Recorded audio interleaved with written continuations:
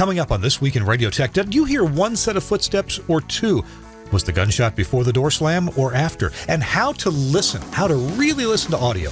Our guest is Tim Dolbear. He's a mixing engineer and an audio forensics expert. It's all coming up next on TWiRT. This Week in Radio Tech is brought to you by Broadcasters General Store with outstanding service, savings, and support. Online at bgs.cc. By Angry Audio. Audio problems disappear when you get angry at angryaudio.com. By Nautel, keeping you connected with your community with support and webinars. Online at nautel.com/webinars. And by Max Connect Wireless, prioritized high-speed internet service designed for transmitter sites and remote broadcasts. Hey, welcome into This Week in Radio Tech, the show where we talk about everything from the microphone to the light bulb at the top of the tower. I'm Kirk Harnack, back in the Telos Alliance studio in Nashville, Tennessee. First of all, big thanks to Telos Alliance for giving me a couple hours on, that number keeps growing. I used to say an hour, then an hour and a half. Now it's a couple hours on Thursdays to do This Week in Radio Tech. So I appreciate them and the gear that we have here in the studio. We talk about things to do with broadcasting and audio, sometimes RF, sometimes towers. Last week we talked about 100 years of old radio receivers, and that was fascinating with Beth Mann. But today we're talking about an audio topic that's just, I think, absolutely fascinating, and I know very little about. So we're going to be educated and entertained at the same time with our guest who will be coming up. But first, let me bring in my co-host from some undisclosed location overlooking Manhattan. It's Chris Tobin. Hey, Chris, welcome in. Well, thank you, Kirk. Yeah, I'm just in a combiner room, FM combiner, master antenna combiner system. To be nice, I'll say it's the Shively Labs balanced combiner, FM combiner for some of the New York stations. This is a backup site for them. So, yeah, it's good stuff. All right. Chris, you know, the folks at Nautel, and I have to guess there's got to be a Nautel transmitter or two up there where you are with 14 radio stations. I certainly have a few of them. Nautel, during this time of people, you know, we haven't come out completely yet from our COVID caves. Nautel is doing this terrific thing where they are doing a webinar every week. It is called Transmission Talk Tuesday. And it's not a webinar where they're telling you the latest and greatest feature of one of their transmitters. They're actually bringing in guests and inviting you, engineers, to participate in the Q&A. So the next one is going to be Tuesday. Next week, Tuesday, it's the 16th at 12 noon Eastern time. So 11 o'clock for us in the Central Time Zone and 9 a.m. over on the West Coast. It's HD radio as a revenue stream. That's the topic for next Tuesday. HD radio as a revenue stream. Jeff Welton, of course, will be your host. He just does a terrific job. And Rick Greenhut from Xperi will be discussing ideas to generate revenue, whether you're leasing out your signal, programming a niche format, creating a concept that hasn't really been done before. And that's been one of the challenges about HD radio. How do we monetize this? So it's a great thing to talk about. You want to be able to pay for the equipment that makes HD radio happen, because once you pay for it, you know, you're pretty golden. You're good to go. It's a transmitter you may already have. It's an antenna system that you already have. So adding HD to your signal can be a real boon, especially if you can monetize it. And imagine you being the engineer going in to see the GM, going into a conference meeting with your C-suite people and saying, here's how we can monetize that HD2 or that HD3 signal. So check it out, Tuesday the 12th at noon Eastern time. These are interactive roundtable discussions with input and questions from you, the participants. You should go register, though, and that's easy, nautel.com/webinars. nautel.com/webinars. And when you do, you'll see the link to sign up for Transmission Talk Tuesday. I got to attend a few minutes, actually most of the last one, and it was fascinating. Richard Parker was there talking about getting to transmitter sites in Alaska. Jeff Welton was there too, and actually Charlie Wooten's been on one here recently too about disaster recovery. So Chris, have you gotten to attend any of those Nautel webinars with Jeff Welton? I've been doing my best to attend. I've had to do some replays, but yeah, I missed this week's because of other commitments that just occurred Thursday morning. Didn't help me, but no, they've been great. I mean, anyone who has not tried them should definitely check it out. It's well worth it. It's insightful because it makes you think. You sit back and listen to somebody's experience of whatever they're doing, whatever their topic may be, and you go, oh, that's something similar to maybe what I think I did have, or I never thought of it that way. So it's good. It's really good stuff. You have to try it, and it doesn't cost much. Actually, I've got my dates confused. I would be remiss to mention that this last week it was Tom Morris and Charlie Wooten, and Tom had all those California fires around the transmitter side. It's amazing. The one thing that didn't burn was the LP gas tank. Is that crazy? That's great. That's a good sign. It says well insulated and properly designed. They said it was blowtorching for a while. That the tube off the top of it, came off or broke or something, and it was sitting there blowtorching. But the tank didn't blow up. How about that? Well, it's releasing pressure, so the pressure buildup came out through the broken pipe. So that's why. There you go. Otherwise, you would have had what do they call it? A blevy. It would have been a boiling liquid explosive vapor. Ooh, that's not a good thing. No, not a good thing. Yeah, it's not good stuff. No, it's not. I've seen the videos. I think one of my children had that for a while till we got the Pepto-Bismol out. Well, it is gas related. It's just in a different form, and the container is slightly different. Yeah. All right, Nautel.com/webinars. Be sure you go there. Okay, Chris, our guest today is someone I met about a year ago or so, and he's local to Nashville. He's in my area. It's Tim Dolbear. Tim, welcome into This Week in Radio Tech. Hey, guys. Thanks for having me. Good to see you. Oh, my goodness. You're in it looks like some kind of a mixing studio. Tell us about Tim Dolbear. What do you do? Well, I'm a full-time audio engineer, and what you're seeing around me, behind me, is Eclectica Studios here in Nashville, Tennessee, which is my own personal workspace. It's a 2-room facility, actually 3 if you count the bathroom, which gets a guitar amp in there every once in a while. And I've been working in full-time audio engineering since last century, and just over a year ago, I moved to Nashville. This is where I'm at all the time. I kind of wish that I built some windows in it so I could see a little sunlight a little bit more often. But yeah, this is where I'm at 12 hours a day. Take some vitamin D and spend some time on the patio if you have to. I got my studio tan happening. So give us a little tease about what we're going to be talking about online, social media. I had mentioned about forensic audio analysis. Was there one person or two in that room? Or did the door slam first, or was that the gunshot we heard first? So a little tease about the utility or the excitement or the draw of forensic audio analysis. It's not something I set out to do. There's so many different areas of audio forensic, and the one area that I specialize in is audio recovery, which in layman's term is cleaning up stuff so you can hear people, or cleaning up audio so you can hear if there's 2 people in the room or just one. And I have friends that work in various different areas, including Mark Rubel here in Nashville, who works doing a lot of copyright infringement cases where someone has lifted a sample from a song and put it on another song, and it's been time stretched, maybe pitch changed, and his job is to go through and see if it actually is that Huey Lewis song that it was lifted from and is now on this but sounds slightly different, and so he's hired to go through and see if he can recreate the steps they did to make it and if it does match. And then there's other people that I've known who work in the like you're talking, how many gunshots, what was the direction the gunshots came from, various things like that. And so that's a whole other specialty, which can be really fun, because then you're out in a field shooting a gun with microphones in various spots, trying to recreate exactly what you're hearing, as well as when you do it, you have to eliminate all the echoes off of buildings. If it was a shooting downtown, you have all of the echoes coming in at the same time that you have to weed through. Was that a shot? Was it an echo? And what the placement is.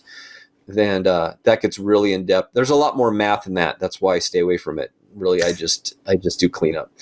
There's another topic we're going to cover too in the show, and that has to do with how to listen. And I've never done mixing, or you've also done mastering. I've never done either of those. Don't know much about it. I have done audio processing, and so we'll get into some examples of how to listen, because it turns out that's pretty important to make everything sound as good as it can be. So hang on, Tim Dolbear. Chris Tobin and me all talking about audio forensics, well, mostly Tim, and how to listen. This Week in Radio Tech is brought to you in part by my friends at this place, Max Connect Wireless. If I hold that so it doesn't glare, you can see it better. Max, see how it's spelled funny? Because, that's what you have to do to get things on the internet. MaxConnectWireless.com. And what's different about this? I was just talking to some people last week about Max Connect Wireless and how they're using it at their transmitter site as a backup studio transmitter link. So you get a fixed IP address no matter which carrier you pick. By the way, this is a Cradle Point modem. There are other 4G LTE modems that work as well. And this one, though, what's key here is not so much the modem. Cradle Point's fine. There's others that Max Connect has too. But what's inside? Inside here are two SIM cards, but they're for the AT&T network or the Verizon network. T-Mobile is also available. But Max Connect Wireless is actually a carrier. And with Max Connect Wireless, you get prioritized 4G LTE data. And that means your packets go before everybody else's, except for first responders. So you can be in a stadium full of people. Okay, right now during COVID, you wouldn't be. But hopefully this fall, you will be. You'll be covering sporting events, parades, city council meetings where there's lots of people with their cell phones, checking their Facebook or live tweeting the meeting, whatever it may be. And you, as a Max Connect Wireless customer, you get priority with your data. And that means it really does work. We tried this actually at the SBE national meeting in Las Vegas back a year ago, a little over a year ago. And we tried just using my cell phone and my T-Mobile hotspot on there. And I had, great speed indicated. But man, it was dropping a lot of packets, and our video was not looking good. So we did that as an experiment beforehand. We also had a Max Connect wireless box, and we hooked up to that. And even though the speed wasn't as high, it was plenty high for the video. No packets dropped, at least none that we could see or notice. We had a clear picture the whole time using Max Connect Wireless. So let me encourage you to check it out for your transmitter site, for your remote kit, for your Go kit, MaxConnectWireless.com. There's a link in our show notes today, and check that out for your remote broadcasts and your emergency links, like to your transmitter sites. It's just a great thing to have. And Josh Bone is signing up people left and right. There are some major U.S. broadcasters that are using this. All right, it's Kirk Harnack, Chris Tobin, and our guest Tim Dolbear here. And Chris, I'm excited to learn about this. And Tim, I'm not sure what topic you want to cover next. I think well, you mentioned that you've got to clean the audio up before you can kind of do forensic analysis on it. You got to hear what people are saying. You got to hear what people are doing. So maybe we've talked first about audio cleanup and some of the techniques that you use for that. What do you hear from the raw audio recording, and what do how do you determine what has to be cleaned up from the junk that you're hearing? Why don't you tell us about that world? Sure, and it's different now too with a digital world.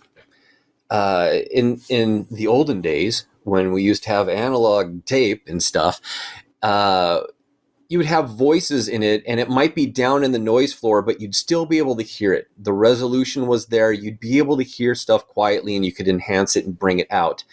Now in the world of digital, I'll get recordings in that were done on phones that are 4-bit wave files. So the bandwidth ends at 2K. And the resolution of it is worse than the worst crushed MP3 you've ever heard. And once the audio is gone in a situation like that, it's just gone. There's just nothing to recover at that point.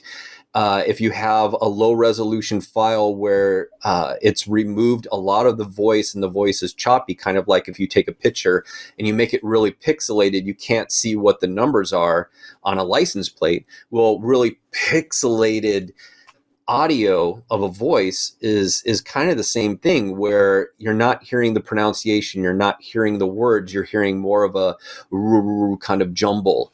And so that gets where you run into a lot of issues there. And I know after so many years of doing this, as soon as I listen to something, is it recoverable? And one of the first things I look at is just the file type. If the file is just an M4A phone file and it's so this is a 4-hour recording and the file is only 2 megs in size. Yeah. there's just no audio left to recover from. And that really dictates. I want to go back and ask you about something, because you mentioned that in the early days of this, when you were dealing with like analog tape, in many ways that could even be better. Sure, you had the tape noise, but you had every bit of detail that the tape. Now, sure, it may have been a cassette recording, and you get a lower quality there, but that must be terribly frustrating. And I don't know how you make such a bad quality from a phone. I mean, usually these things default now to pretty decent quality. But I do know what you're saying. I mean, I've got older cell phones where I took movies that were just, how bad can this possibly be? Although modern phones from these days, they default to, pretty good quality video and audio.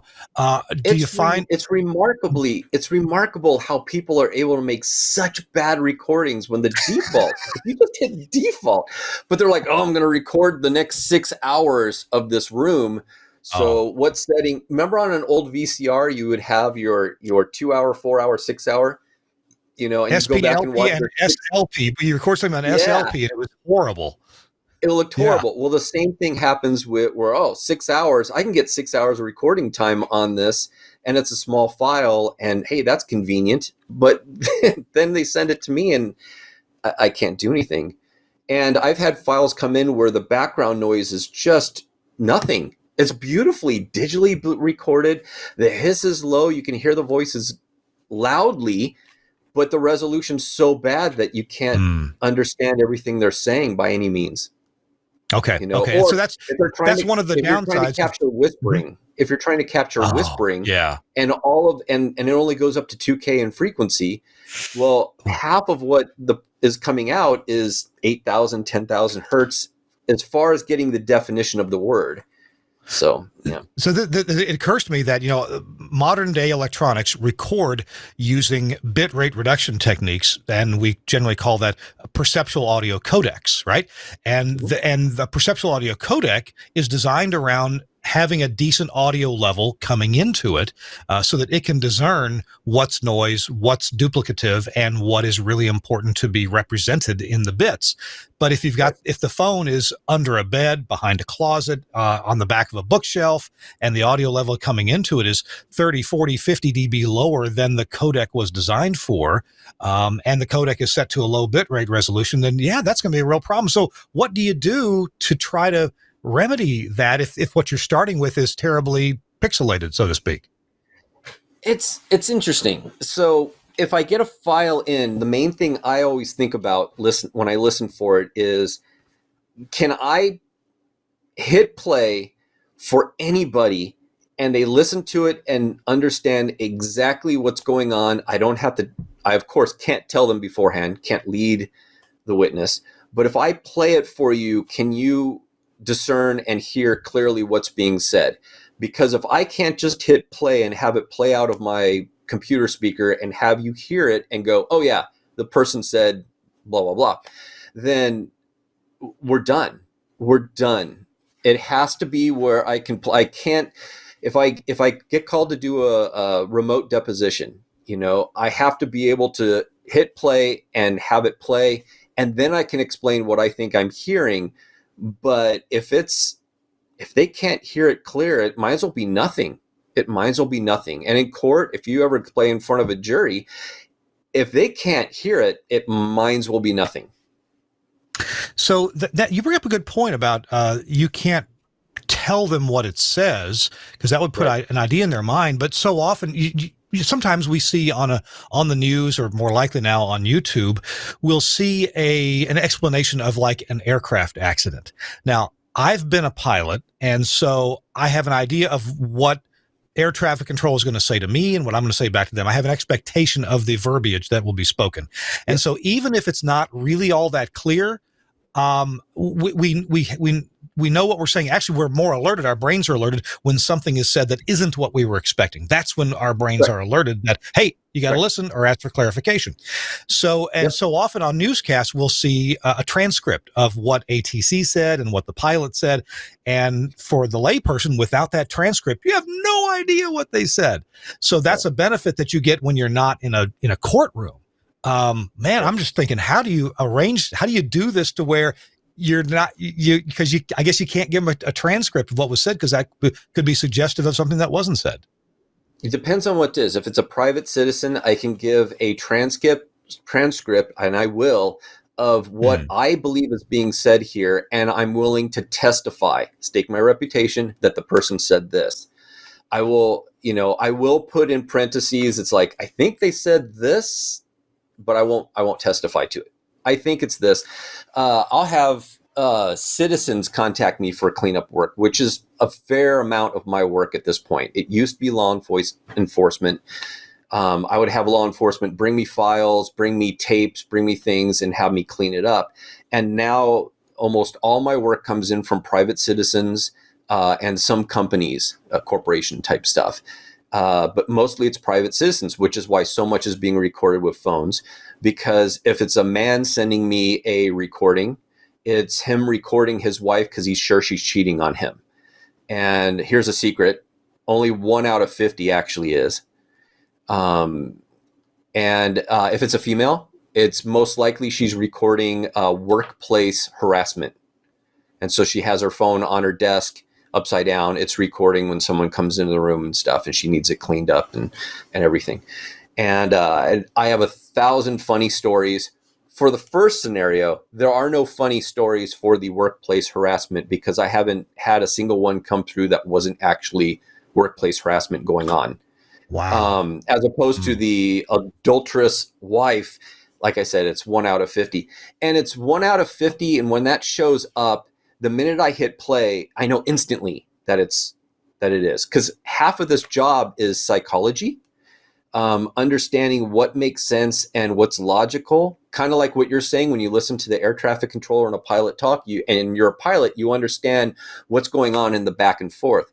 Well, I get that as far as listening to recordings. If I listen to a woman and she's talking on her phone and she's being recorded with a hidden app on her phone from her husband, and that's what I'm cleaning up or that's what I'm analyzing or whatever it is, usually they're pretty clean. So that kind of stuff is mostly they want just an expert to listen to it and verify what they're hearing. And sometimes try to enhance the person on the other side because it doesn't record directly. It has to record through the earpiece back to the microphone and in. Oh. And so sometimes that second person is hard to hear, but it's not needed in certain cases. You'll hear the person make a phone call. And for instance, obviously I'm not going to use names or exact details.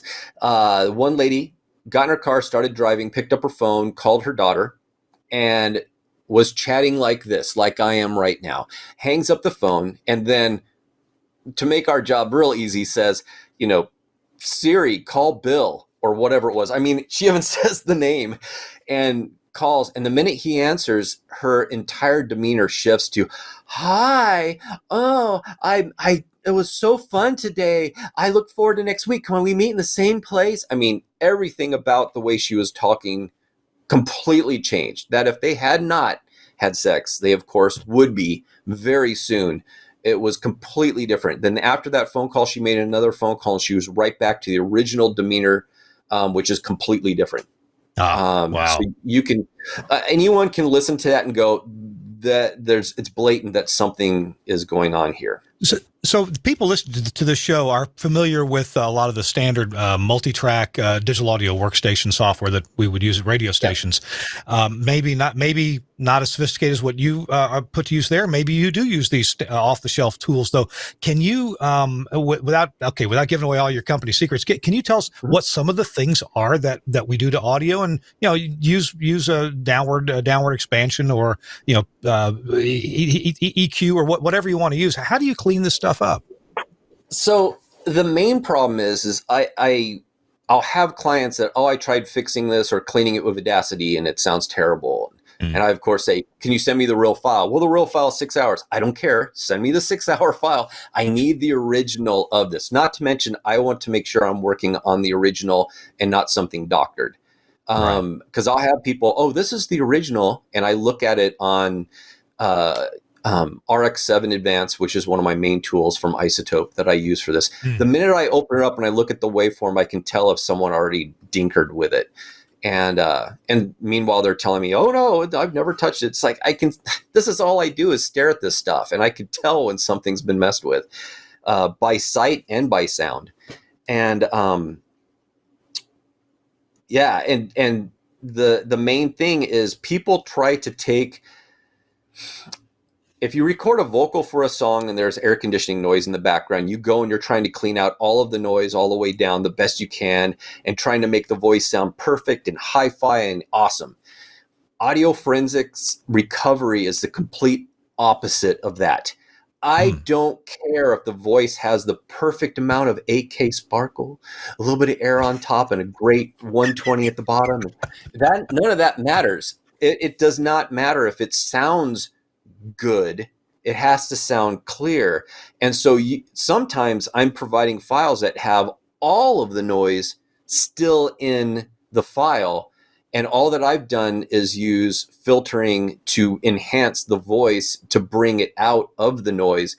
Because if I had used noise reduction or noise print on it to pull the noise off of it, I might lose too much of the voice. Yeah. And that brings up a question. I think our ears and our brains work together as a terrific filtering system in many, many scenarios. And so when do you decide, okay, if I filter this more or do some noise extraction by sampling noise and extracting that, if I do that, it's now less intelligible than if I let the person hear most of it, maybe a little EQ, get rid of some annoying things, and let their brains filter out the speech. Because a computer program doesn't really, it may identify speech, but it doesn't know what was said. But your ears, at least if you're for the same language, listening to English, even though the audio is poor, your brain kind of fills that in and understands it. How do you decide that balance? Well, two ways. One, I listen. Two, I provide multiple versions of it, because one sentence might sound better on a version where I did noise reduction, and the next one might sound better where I do a reverse FFT filter enhancement, which is just a FFT EQ, which is a high steep EQ, and you reverse it. You flip it inside out, you could say. There's no easy way of saying it. And that enhances the voice. You make the voice disappear using the FFT filter, and then you reverse the result, so that way you're hearing the voice. But so I put multiple versions, so that way, if one sentence sounds or one section sounds better one thing, next section, we can jump from version to version to see what's being enhanced. If we can't hear one word on one, we can listen to a different file that was done with a different way, and it's hopefully enhanced in that one. But you're mentioning brain, which is a really, really interesting thing about this.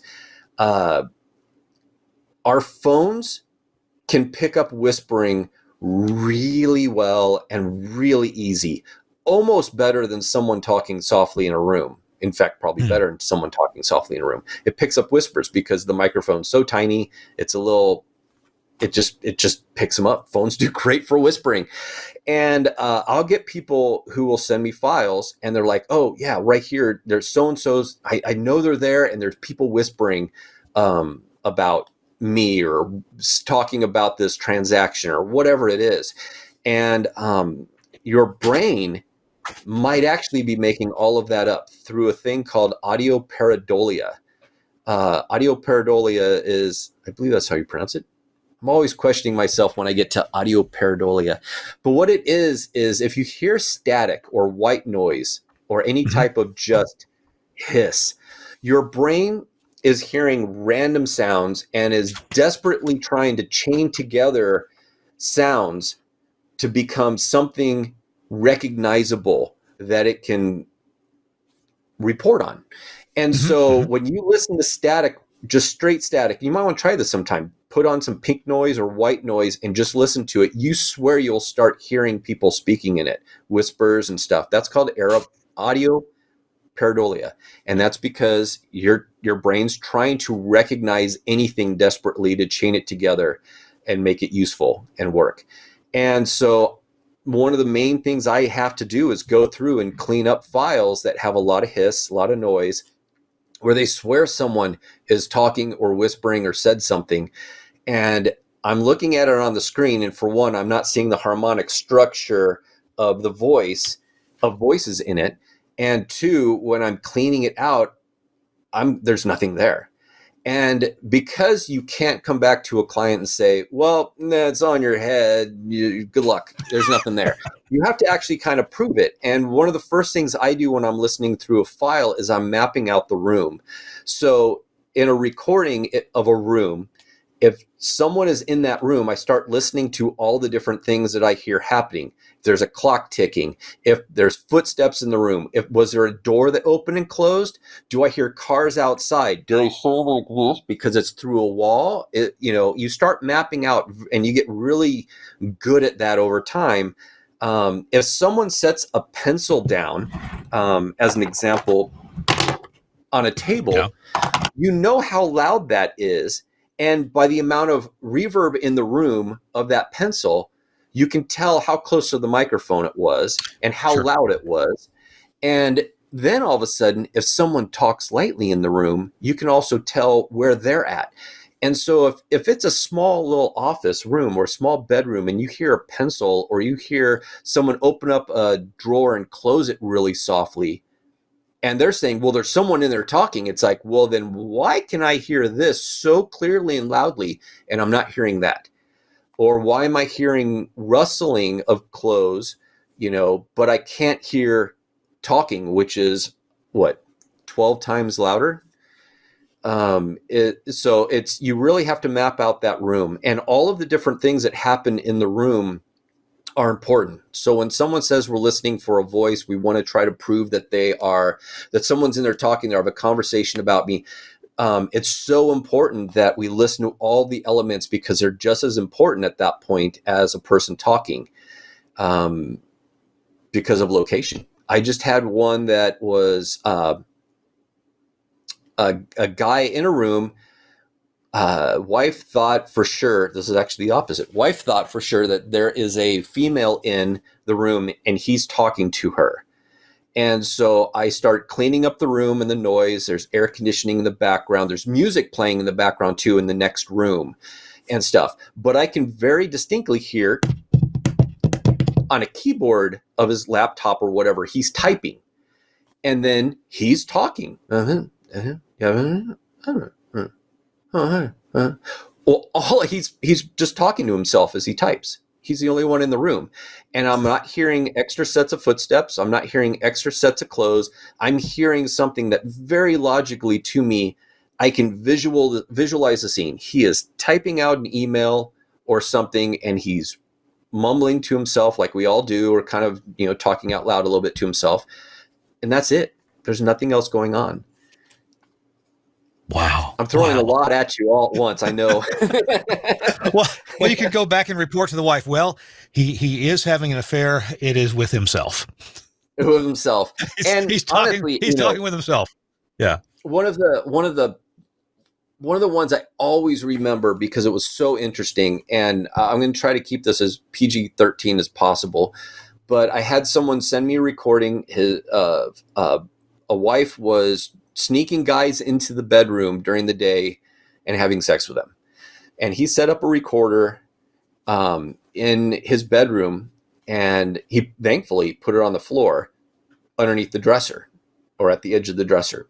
And so it would catch the hallway, the front room, bathroom, all these different rooms. It picked it up in a really nice place. And then he told her that he's going out of town on business for a week. And he left it recording for the weekend. And because then she'd know, hey, he can't just walk back in. My boyfriend can come over, no problem. And he left and went out of state and came back 3 or 4 days later and sent it to me and was really upset. There is a sex scene happening in the middle of this tape, and very blatantly can confirm it fully, but it was, shall we say, a solo flight. and I had to prove it to the guy because, he got the proof that he wanted. He heard her having sex, and he's ready to divorce her over this. He went out of town and was ready to divorce her. Well, I was able to show him in the sub frequencies of the recordings down around 30 hertz and 40 hertz footsteps, because it's the house obviously has a crawl space or is a mobile home where the footsteps were very boomy. Every footstep throughout this recording had the same weight, like cadence, the same boom, very specific. No matter how far off in the room or different rooms it walked to, it always had the same kind of tone and the same tempo of walk. And there was only ever one set of footsteps at a time. And if someone's sneaking someone into your house for anything, they're not going to do one set of footsteps at a time all day long when the spouse is out of town. The other thing is, if someone, I'll have the same thing. The person sneaks someone in and, oh yeah, you can hear them whispering. It's like if someone sneaks someone in and you're not home, no one's whispering. No one's whispering. Even if one of the two people involved says, "You stay quiet just in case they're recording. I want to, well, one, they're not going to sneak a person into that if they know that there's some type of recording going on. And two, if a third party is snuck in, especially if in that type of a situation, that third party is almost always going to not whisper at some point because they want to leave their mark, because they kind of do want to get caught. That seems to happen often. The other thing is, you can't get two people to whisper for an hour straight. Doesn't happen. I had one lady send me a recording. She said people were in her living room for 12 hours. There were 6 of them, and they were all whispering back and forth about how they were going to get her. And it went on for 12 hours straight. She recorded the whole thing over her phone and sent it to me to enhance the voices. The 6 people whispering for 12 hours straight in her living room. And in the recording, I can hear her dog, little tiny dog running across the room. I can hear stuff outside, cars driving by, things, the most faint sound ever. I heard no whispering, but also when I told her there's no whispering on this, she would not take that as an answer, that it's audio pareidolia just going crazy on her. But I had to explain to her, it's like 6 people in a room whispering for 12 hours. Well, one, if they're plotting to get you, won't they be done in 5 minutes? And 2, you're not going to keep 6 people whispering. I'll slip up. There's no way I'm going to be able to pull off whispering over a 12-hour period. Yeah. And no footsteps and no movement. They must have just been sitting still, So there's a lot of, hey, this doesn't make sense. If it doesn't make sense, it's not true. You've mentioned this several times. We'll put a link in the show notes to audio pareidolia. That is a whole big topic. It's brilliant, and there's visual pareidolia. That's a thing too. Exactly. We're talking to Tim Dolbear. Tim Dolbear runs a mixing recording studio. He's a former talk show host. He's a writer and a speaker on topics of audio, and he also does mixing, mastering, and audio forensics and cleanup. So we're talking to Tim today, and thanks for joining us here on This Week in Radio Tech to hear what he has to say. Chris Tobin is here too, and Chris, we're talking for just a couple of minutes about the Broadcasters General Store and something that we need in the broadcast business, and that's the Henry Superlight. Chris, I bet you've installed some Henry Super Relays here and there. I certainly have. That would take a contact closure from an audio console, from a switch, and turn that into an 110-volt output to light a light on the studio, an on-air light, but would also give you a whole bunch of relay outputs. Well, there's a modern version of that now because there's so many on-air lights nowadays that don't run on 110, 120 volts anymore. They're LED lights. Now, they're green, they're energy conscious, and they're easy to control when you have this super light from Henry Engineering. Now, it's a remote control interface for controlling LEDs and other low-voltage studio tally lights, ideal for switching your on-air warning lights when a studio mic is live.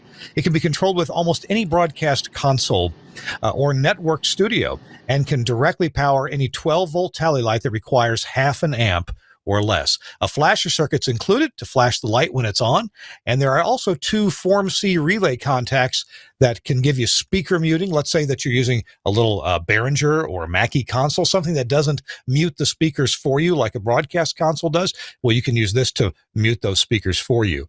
It can be controlled with DC or a GPI contact closure.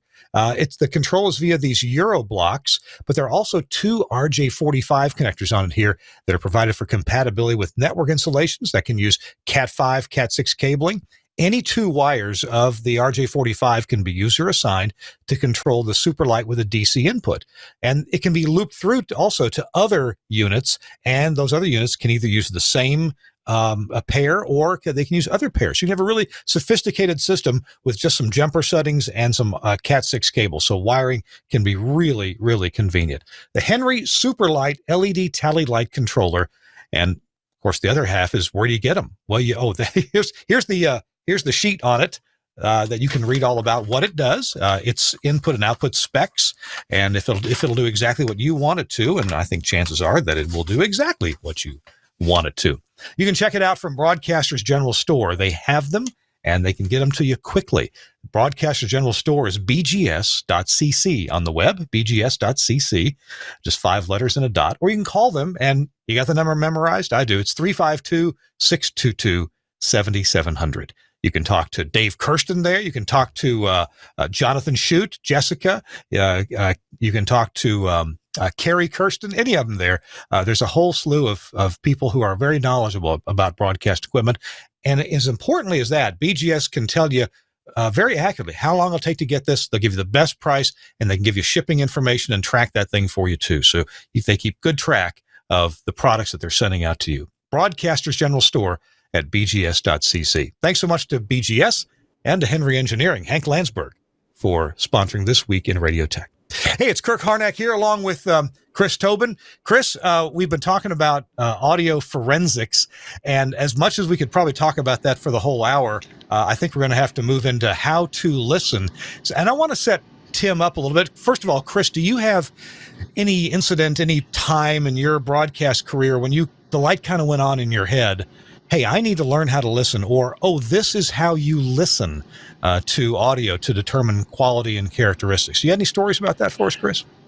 Actually, I did. Early on, man, when just starting out, I was learning that working with friends of mine who are musicians, and we were doing recordings when, tapes were popular, and recording machines like the TX, the 4-track machines, 2 tracks, the even cassettes, Maxell UDXL2s were the popular high bias tapes that were used for recording. And I got a chance to learn with musicians for the first time in my life as a child, and it was fascinating to listen to a friend of mine who was a drummer, and he'd be setting up the kit and doing all different things and trying different ways to mute, or not mute, but dampen the cymbals or the kick drum or the snare and the ride. And it's like, wow, I'm listening to this record as we're trying to record, and we play it back, and he's like, no, something wrong.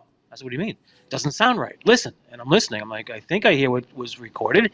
And it was just fascinating. That was the early days. Then fast forward to more years later, and I started working at a couple of facilities like the ABC radio networks, and there I got exposed to, we're going to do satellite delivered audio in a digital format, which means it's going to be possibly compressed, and we're going to learn how algorithms work and what they do. And it was fascinating because I discovered through that some of the stuff I had already done earlier in my like teens doing recordings matched. Now it's the digital equivalent of, here's what happens when you go from the analog sine wave, as I make the motion with my finger, to the zeros and ones, the sampling parts of that sine wave, and trying to recreate them. It was fascinating. I mean, the biggest thing I always used to do early days of MP2 audio was, if you really have a good quality MP2 encoder, let's record some castanets, see what they sound like when you play them back. Boy, we did some interesting playbacks, and people like, whoa, oh wow, that's not going to work. Yeah, the CDAT and DATS channels of the old ABC satellite and CBS and NBC networks, so the audio. We did a lot of evaluation of algorithms, and it's fascinating the things you learn. And fast forward to today now with AAC and MP4A and all the other stuff that you have, you got to really understand what you're listening to. And I record musicians still to this day at the jazz station. We do recordings of live bands and great stuff, and the recording engineer I work with is genius in his editing and setting up the mics and listening to all those nuances. And I can tell you that we have had some fun breaking the rules with microphones that the traditional recordist will say, no, hi-hats have to be this type of microphone. I'm like, yeah, we know, we've read the book, but it doesn't sound right. We went with this microphone. Now what do you think? So, yes, understanding the audio, the differences in sound from, say, hitting a cymbal. Now, what is the phrase people use, the trash can sound or a real cymbal where there's decay? There's an attack and decay and all these wonderful things, like the old days of the LA3 URI limiters. That was the popular production studio limiter. Why? It was a soft knee. Why? It used a light bulb to do compression, which means it wasn't a hard turn on or turn off. It was a slope, just like a ear. I got a chance to work with a guy at CBS Labs in Stamford, Connecticut, early on in my career, Emil Turek. I got to learn some stuff and see some things that, boy, I wish they were available in a museum today. Fascinating audio approach, him and a few other the engineers and what they did. And I read the patents he did, and I read some of his papers, and I'm like, wow, now I know how he got there. And that's what I use when I'm doing audio and I'm listening, and people look at me like, why are your eyes closed? I'm like, I'm listening. I don't want to be distracted by the visual. And I've had a few musicians actually say to me, I noticed you were listening very carefully. I appreciate that. Did you like what you heard? I'm like, yeah. So there's something to be said for that. And I'm assuming Tim does a lot of this stuff already and then adds to it with the forensic side of getting deep into it. Well, actually, Chris, you've prompted my first question to Tim, and that is, do we hear better with our eyes closed? Tim? We certainly mix better in this day and age, because if you're looking at the screen and you're looking at all the fancy, graphic user interfaces, of course you're going to start doing stuff because it looks one way or the other. I caught myself doing that. Everyone I know who does this professionally has caught themselves at one time or another. And now when I mix, I only use EQs that have no graphic readout on the screen. It's simply just knobs. So I'm not looking at shelves being boosted in one area. And then I started thinking to myself, oh, that's too much. I can't do that much. No. It doesn't matter what it looks like. It's how it sounds. That's the important part. Wow. So, Tim, I'd like to understand what you advise people about how to listen. And do I understand correctly that you teach some classes on this here in the Nashville area, or you have, yeah? Yeah, I'm a guest speaker at various different colleges and recording schools. Blackbird Academy is one of them, SAE Institute, Expressions College, Webster, NYU, Miami University. I've spoken at all of these different ones. And I wrote an article about 4 years ago, which was the cover story for that one. Yeah, I think it was the feature article for Professional Sound magazine, and it was about listening. And it all stemmed from an interesting visit that I had when I was in New York City. I was teaching at NYU, and I left and I went over to a world famous audio engineer or mastering engineer studio, and who I'm friends with. And we're checking things out, and he's playing me some stuff, and he wanted me to compare a D to A converter that he had there. He had the same one as mine, but he also had this other one in for loan. So he had a way of A-Bing something back and forth. I said, great, put on something like some jazz that you've been working on, something with a lot of depth for me to listen to so I can see if I can even hear a difference to this. So he put on a song, and 30 seconds into the song, there was a click in the audio. Not super loud, but it was there, and I instantly heard it, and I stopped him. I'm like, is this something that you are working on right now? And he said, yeah. He goes, I just sent it to the client. I go, there's a digital click right there. And he goes, where? And he rewound it back. He listened 3 or 4 times before he finally picked up on it and heard it. And I said to myself, I'm just this mixing engineer guy, and this guy is a mastering engineer whose entire back wall is wallpapered with Grammys. And he didn't hear this. Why did he not hear it? So when I got home, because he's awesome. I don't know why it wasn't his thing to listen to. So when I got home, I called up Joe Palmisio, who's an amazing mastering engineer here in Nashville, a friend of mine, and we talked, and I started picking his brain about how he listens, and it dawned on me that our entire way of listening in audio production and audio engineering is 2 different ways. The first way is the mix engineer way, and the second way is the mastering engineer way. If you take a painting such as water lilies, the world famous painting water lilies, that is a giant Monet painting in New York City, 20, 30 feet long, I think it is. Actually, I think it's multiple parts. And if you walk up to that painting, you can see every brush stroke clear as day from a foot away, just everything. But you look at it and say, okay, this looks like nothing. There is no painting here. There's nothing. You don't see anything, but you see every detail of every stroke.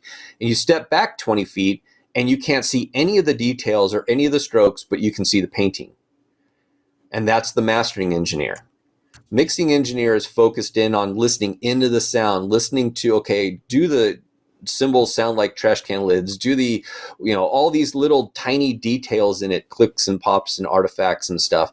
But a mastering engineer is standing back across the room just saying, okay, do we have the right lighting on it to show off this painting in a manner that sounds good, which is very similar to guys that set up broadcast for radio, have always gone through and done a little bit of basically what mastering engineers do, a little bit of tweak to the high end and bottom and enhance stuff to make it so it sounds the best through their station. And it's really an interesting thing when you think about how we listen and how our focuses are.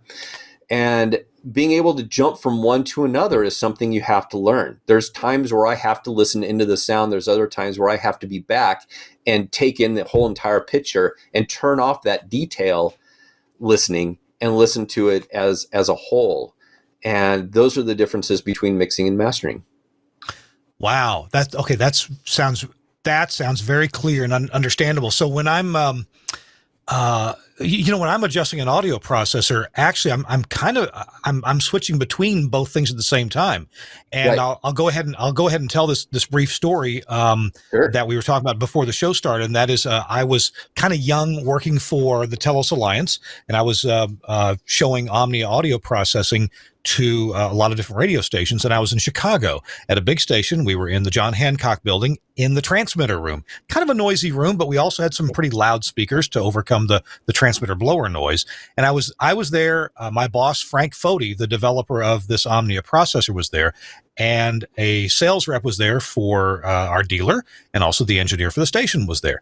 And so we were switching, A-Bing between these competing audio processors, one of which was an Omnia processor.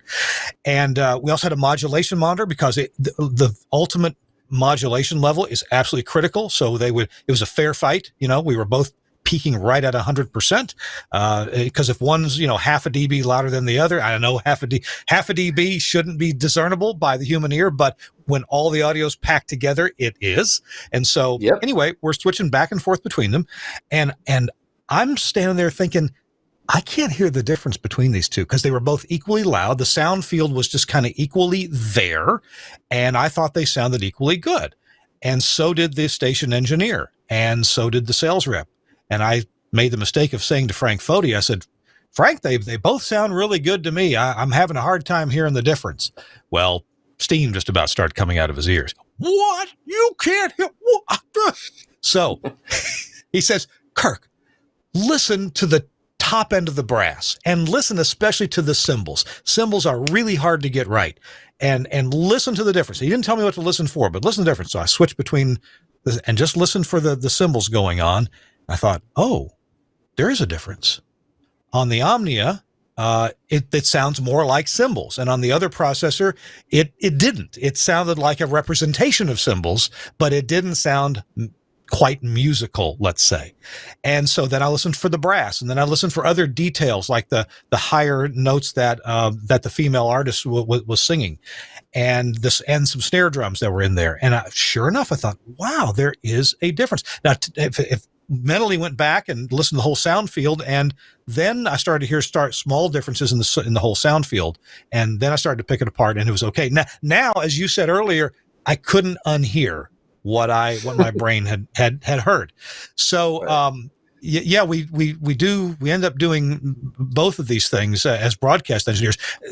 In the world now, we have smart speakers Gee, I've got a couple of them in here I should probably mute for the show, so in case I actually say their names. We want to hear, we just want something entertainment value that's the same volume all the time, but still has some bounciness to it. So to me, that's more like mastering. We want what's coming out of the consumer device to be ultimately listenable and not irritating. And to convey, on a speaker this big, there's only so much detail that is discernible. So after saying all that, what could you add to what I said or dovetail into more about how to listen to audio in these different stages? Listening is a muscle. It's something learned, it's something developed and can get stronger over time. And it takes practice, and you got to be purposeful about it, about listening. And like we just said, you can't unhear good quality audio. Once you hear it and get used to what good quality sounds like, you can't go back from it, because you'll always pick up on the other, because you've just learned a new muscle. You've flexed your muscle in a specific way and were able to lift something, and now you're always going to be able to lift that. And if that's even a good example, but it's just as your ear develops and your ear training happens, it's just always there. It'll get to a point. I mean, after 20 years of working in the studio full time, it's to the point now where my ears sometimes it's just too much. I go to the food store and I'm walking down the aisle, and the things that I'm hearing, I just wish I could filter out. I'm just detailing in on stuff too closely, constantly. You can't turn it off because you get used to focusing in on sounds. And so it's just one of those things, is practice over time. If you do this full time, it might take you too far. That's a good way. Some people say that after adjusting audio processing for a while, their ears get tired, and I don't mean just an hour here, an hour there, but I mean they'll actually go and schedule themselves to go listen to a classical music concert outdoors, or they'll go listen to some very natural sounds to kind of recalibrate their hearing. Is that a thing? Absolutely. And I don't necessarily take it to that type of level. I do a quicker thing. In my article, which you can find on my website, probably find it just by doing a search on Tim Dolbear listening article. But my website would be the easiest, timdolbear.com, in the resource area. I go into that. I asked each person I interviewed, and you won't believe the people I got on this article to interview. It's just like the best of the best audio engineers and producers, and while I had them, I asked them, how do you refresh your ears when you've been working for an hour or two? How do you reset? And there's a lot of different answers. A couple people did basically the same thing I do: stop, go outside, walk around, things like that. But if I need a real fresh refreshing of my ears really quickly, say I was EQing an acoustic guitar soloed, for a while, and you start losing perspective, because after a while it can sound good even though it might be bad, because your ears have adjusted to it. And so I'll hit stop and I'll actually say something out loud to hear my voice in the room, in my head, everywhere, something I'm used to. All of a sudden I have a flat line again of what my ears are reset. Here's flat, here's what everything normally sounds like, hit play, and now I can hear it and I'm refreshed to it. So simple as making a sound in the room that's real and live will reset your ears to what's coming out of the speakers, if that makes sense. That's a great idea. We all know the sound of our own voice. Wow, That's a terrific idea. As a broadcast engineer, and Chris Tobin, this is often a topic of discussion on broadcast forums. What music or what songs do you use to adjust processing? And to my view, you need to use, at least for broadcast processing, you typically would want to use songs that you're intimately familiar with, that you know every nuance of the song played without processing. And for me, that might be some Steely Dan music, because it's usually very, very clean anyway in the recording. Great recording. Yeah. And True. Chris, do you have an opinion about that, to either refresh or calibrate or get your ears ready, or music, audio to use when you are adjusting something? Well, there have been kind of times when I've helped friends with audio processing, and we've gone a little crazy with the time and the time spent doing it. And I, from time to time, have tried the white noise, pink noise, and headphones for about 5 minutes to help clear my brain. It actually helped. And then other times, just to go outside, listen to other sounds completely. Doesn't have to be music. To sort of reset, if you will, the hearing part of the brain. The one thing I will say is when it comes to processing and determining which are the best settings for the music, I have to always ask, what's that we plan on playing, and then get the bet out of that that selection and listen to it without any processing, just straight, and go, okay. And then verify, am I listening to a WAV file? Is it a compressed file? Is it something else? So I know that it may have been already altered. And then I go have at it. And then as far as music that I use to get a roughing in, if you will, a lot of times I'll use Rush. Has a Tom Sawyer album is one of the better ones. It has a lot of dynamics, a lot of range. Then I have a couple of classic jazz artists that I'll use, and that varies from Dave Valentine to Stan Getz. And the reason for that is the music has a staccato type cadence. So I like to listen to how the attack release of the processor, how it manipulates, and then try and listen to the combination of all the instruments together, because you could solo out stuff and go, oh, that sounds great, that drum sounds really good, that kick is great. Then you mix it with another instrument, and all of a sudden it's like, wow, what happened there? Oh, the harmonics start playing with each other.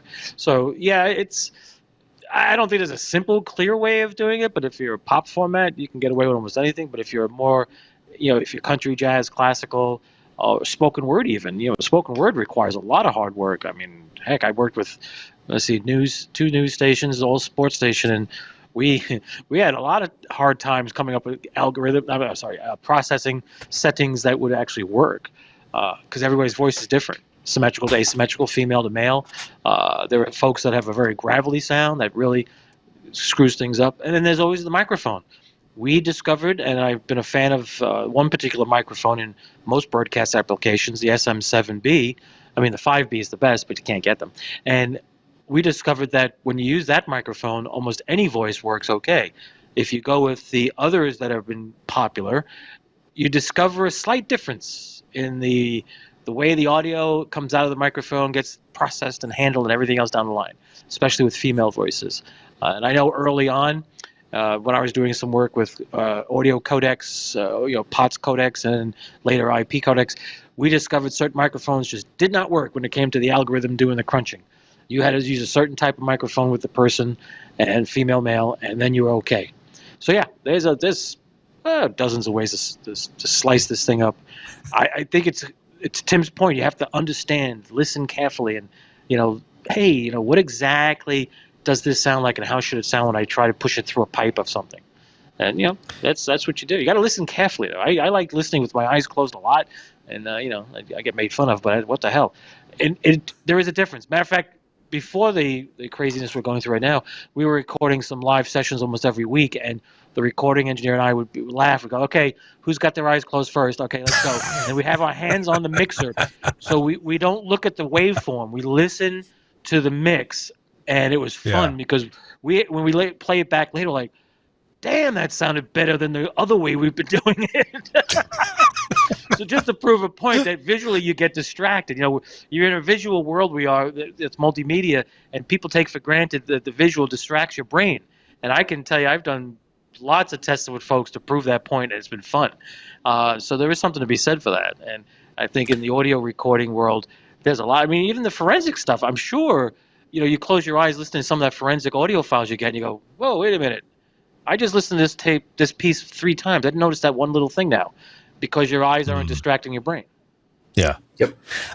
You can actually, another thing is to, interject. Another thing is, while I'm working, often with mixing and stuff like that, I'll just hit a button and minimize my digital audio workstation.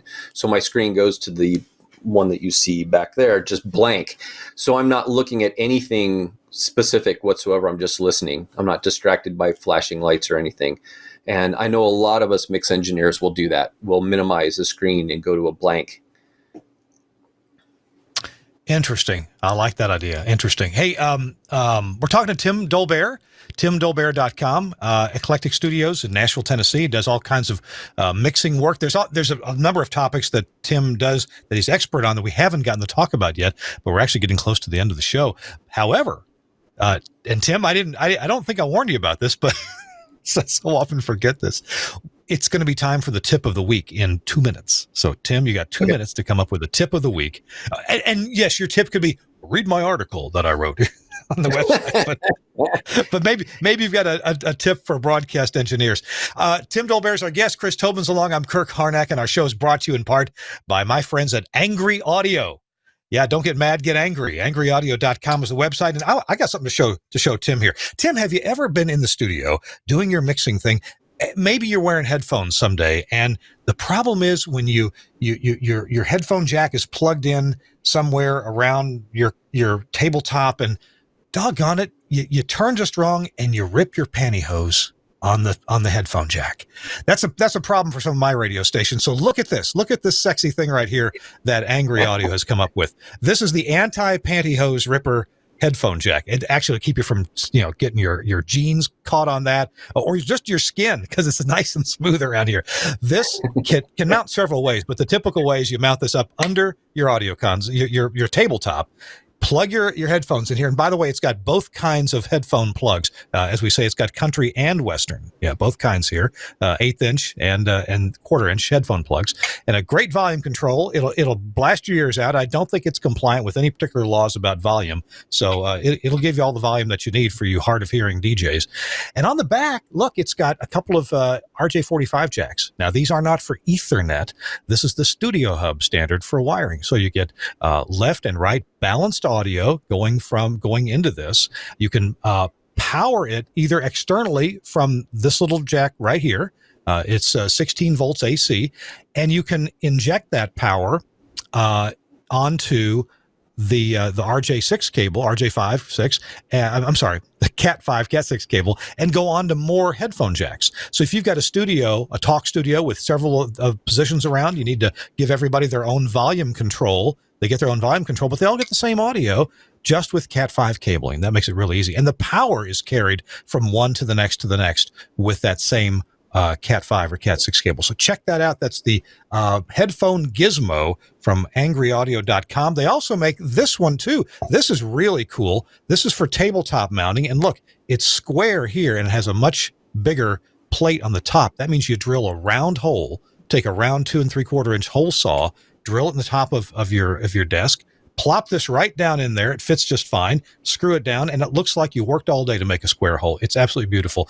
It does have its own headphone volume control, but it's also got logic on it for a cough switch, or it can be on-off logic depending on what kind of console you have, but there's logic in the back there. This is called the Guest Gizmo. It's for your guest, so they can have their own volume control and cough switch. Check it out from angryaudio.com. And as always, I want to remind you that you get a free Studio Hub certified patch cable, a 7-foot shielded patch cable, when you order a Studio Hub adapter cable. That's the ones with the female RJ45. And here, I'll show you the, if you order ones with the XLRs on one end, right, and RJ45 on the other, that's the Studio Hub standard for quick and easy balanced audio wiring. Just tell your dealer, hey, I want that free cable that Kirk told me I could get. And you get one of these free with every adapter cable that you buy. Thanks a lot to Angry Audio for sponsoring this week in Radio Tech. Chris Tobin, we'll hit you up first and give Tim a few more seconds. Tim, Chris, do you have a tip of the week for us? I'm just going to go back to since we're in, so to speak, lockdowns, open up, we're not sure what we're doing. And I know from working here in the city, getting around town's a little difficult at times, getting in and out of buildings. So if you're an engineering person, whether you're a full-time on staff or you're a freelancer running around from site to site, you might want to consider lanyards and putting all your stuff on one place where you can grab it and know you have it, since getting around is a little harder than usual. This gets me into about 4 different locations here in New York City, and all I have to do is when I get the phone call in the morning or in the evening, I grab this and go, and I'm in good shape. Thankfully, so I can do it. That would have saved my bacon last weekend. I drove 6.5 hours to Cleveland, Mississippi, and forgot my keys. I drove I drove one vehicle, they were in the other vehicle. And now most of our sites have lock boxes on the outside, but the station apartment doesn't. So I had to make some special arrangements to get into the station apartment to lay my head down that night. Right. But you have to bear in mind now, given the conditions we're operating under, security at some sites now is changed. So yes, I have lock boxes at several sites I go to, so I don't have to carry more than that already. But now getting into the site, which was a normal, real easy card key, we're done, now requires card key plus other stuff. And it can be annoying if you have the wrong card key. I guess so. Hey, some of those card keys, if you got a card key for one place, you might be able to ask the security people at another place, can you just recognize my card key? And so I've got a card key, believe it or not, I've got a card key that opens up Channel 4 here in Nashville and the Telos Alliance in Cleveland, Ohio. That's luck. That they're supposed, the database, the IDs are supposed to be totally random and different, and technically not supposed to have that happen. At least that's what they said no. Just we'll hold it against you. We'll see what your number is, and we'll just tell our system to accept your number. If you're lucky enough to have the same system readers, you can have a card that will work. Yeah. What's changing now is the system readers are changing. They just did that in one of the buildings I work in. My card works great in the other two buildings, but the third building, they changed the readers. Same card, same RFID technology, and the reader's different. I'm like, what are you thinking? Tim, we got 2 minutes. What tip might you have for us? I got two real quick. One, the most important piece of studio gear that you can possibly have in a recording studio, besides your ears and yourself, is the room design, the acoustics, the speakers, the playback like that. That is the most important thing. You can have all the most expensive preamps and microphones and everything in the world, but if you don't have a properly designed room to listen to it in, you're just going to be swimming upstream forever. And the second thing is straight out of audio forensics and my experience with audio forensic. If you feel like recording your spouse because you think they're cheating on you, don't. It's probably time to just have a conversation with them and talk to them. Besides, if you record them and you are correct, it's really tough. It's not something. It's better if you just talk to them. Yeah, time to have a conversation at that point. You don't want to hear it. You don't want to hear it if it is true, and if it's not true, the level of trust that's been invaded and destroyed at that point is hard to repair. I hear you. Whew. That's got to be tough, no matter where your situation is. On the one hand, I'm glad you provide such services. On the other hand, it's tough for people who feel like they have to do that, and that's good advice. Don't even do it. Have a conversation. Yeah. Yep. All right. Tim, thank you very much. Wow, you left us on a serious note there. Your website is timdolbear.com, and we'll put you in the show notes for that if you want to look and read about what Tim does. And Tim, thanks so much for joining us. I appreciate it. Thanks. Anytime. I'd love to come back and talk about any number of subjects with you. I'd love sometime to talk about the topic that is bothering or has bothered for 20 years a lot of broadcast engineers, and that is the mastering that we get on commercial recordings. We get square waves, and our processors don't want to ingest square waves. Nothing will mess up and destroy a mix faster than a bad mastering job that's just smashed. I can talk on that for a while. Well, good. We'll all agree. Hey, we got to go. Big thanks to Tim Dolbear. I'll have his website up on the show notes. Thanks to Chris Tobin for joining us, especially from a broadcast facility way above Manhattan. Thanks so much to Suncast, our producer, for producing the show this week in Radio Tech, and also to Andrew Zarian, the founder of the GFQ Network, home of lots of fine podcasts. Hey, Chris, I guess we'll see you real quick if we can say goodbye to you. Thanks a lot for being here, Chris. Okay. Yeah, no problem. Thanks, Tim. Thank you. I appreciate it. Appreciate it. And thanks to our sponsors. Be sure you check them out. Broadcast General Store, BGS.cc, MaxConnect Wireless.com, and AngryAudio.com. Links to those are in the show notes. Also, Nautel, sign up for that webinar next Tuesday. They've been a lot of fun, and we learn a lot, too, from real engineers who are in the field doing these things at nautel.com/webinars. We'll see you next week on This Week in Radio Tech. Bye-bye.